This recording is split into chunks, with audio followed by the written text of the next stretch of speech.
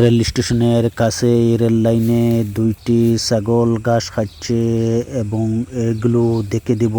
এই দেখেন ছাগল ঘাস খাচ্ছে, একটি ছাগল রেলে উঠে গেল। এই দেখেন আরেকটি ছাগল সে ঘাসের উপর আছে এবং ঘাসগুলো খাচ্ছে মনোযোগ দিয়ে।